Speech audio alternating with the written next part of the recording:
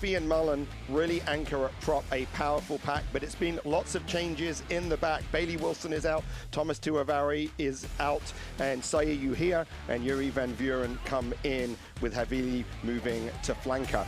In the backs, look for McLeod. He has been a try-scoring machine, but it's the back three of Manu, Makane, and Cruze who are so exciting, ball in hand, very, very dangerous in space. McLeod had a hat trick at Dallas last week. Head coach is Greg Cooper, assisted by Sean Davies and Robbie Abel. Time now for the Houston SaberCats starting lineups, presented by Karbach Brewing. Well, the mid-season pickup of Joe Taufete'e, who will be going up against his Eagle teammates, has been huge. Dan Hoot, experienced lock, is captaining it, but look for Van Vick at number 8. This guy is dynamic around the field and also scores a lot of tries for Houston. In the backs, we talked to Kurtzer, but it's Smith who is really, really dangerous as a kicker. And look for Dom Aquina and Christian Dyer on the outside, the Eagle matchup. They have been very, very dynamic when that ball was moved wide. The head coach is Heineke Mayer with Pote Human on a game 3 of a 6-game suspension, assisted by John McFarland and Ryan Nell. Rugby Network, as well as other great highlights and behind-the-scenes content. McLeod on the box kick. This is Drew Wild, the fullback. Offloads down the sideline. Dom Aquina inside ball to Grossman. Grossman's got a lot of space. Gives it to Dylan Smith. Smith to the right.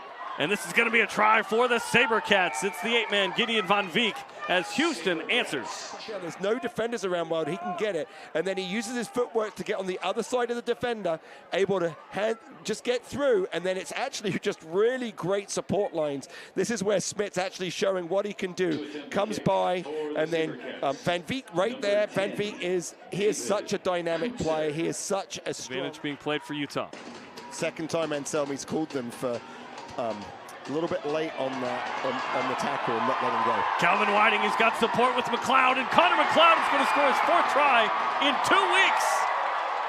8-8. Beautiful line coming up right here. You'll see Whiting right there, came right through, cuts through, and then McLeod is beautiful run. This is what number 9s do. They have to have gamble lines. So far, Houston willing to do this, and now with the maul inside the 22, have a scoring opportunity here. Taufete'e with the ball at the back of that maul. Utah stopped it once.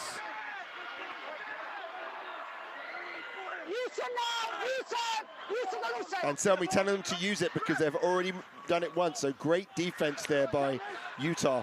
Now Houston are into their direct play, and it's about the physicality of Utah and the accuracy of Houston. Rob Cobb to the 5 in front of the posts.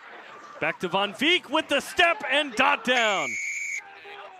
You'll be able to see Van Veek coming up, number 8. He's staying on the right. He says, hey, I'm right here, right here. Little step there around Mullen. Not big, huge challenge now for Houston to keep their style of play when they have a difference in their 10. McLeod to the right side. Good run by Joe Mano. Joe Mano has 10 tries on the year, trying to make it 11. Ball gets hit out of his hand by Van Veek. He recaptures it. Way over the top to Mika Cruze, who steps, offloads to Joe Hobson, and he dots it down, and Utah scored the try. Lance Williams up, and then look at that line, and McLeod's pass to Joe Mano from that line was just wonderful, and then moving it wide, Cruze gets in, Hodgson comes around, just able to get over the line. In their own 22 may influence this decision. Hodgson, Makane looking for space, and he's got it. Makane with Joe Mano on his left. The offload, picks it up, and he's down the sideline. Joe Mano with the speed.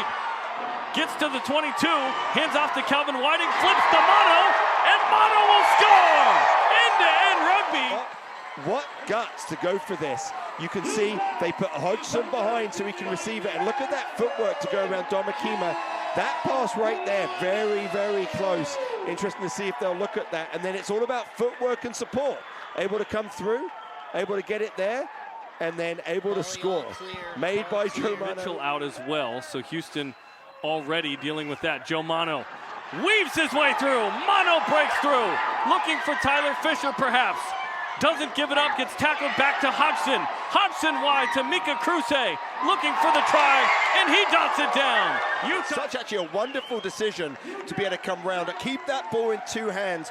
That's where actually the loss of Kurtzer is really important. He goes right through Wild, who's the 10, but isn't normally a 10. He's normally playing at 15. I think Kurtzer... Guys, the energy down here at Zions Bank Stadium is incredible. I just got an update. This is the first Utah Warriors sellout this season.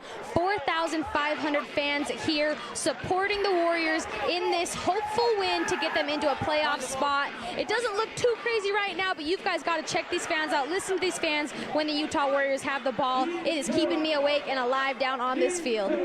Absolutely. Utah, one of the best experiences for rugby there at Zions Bank Stadium. 4,500 in the stands tonight for this big-time matchup. Drew Wild about 10 meters out, over to Smith. Houston knocking on the door. Gideon Von Veek looking for a third, and he has it. Huge moment here for the SaberCats. Denison, a lot of subs in there, ball kicking around.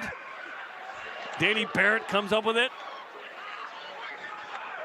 Reddling ice.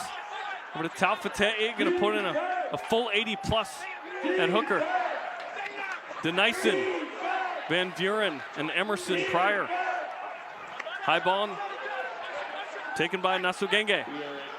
Into extra time again. A converted try is a big deal here for Houston. Damakina with the pass to Pangilinan, and he dots it down. There it is. Takes a long time on the kick and misses it, and it doesn't matter.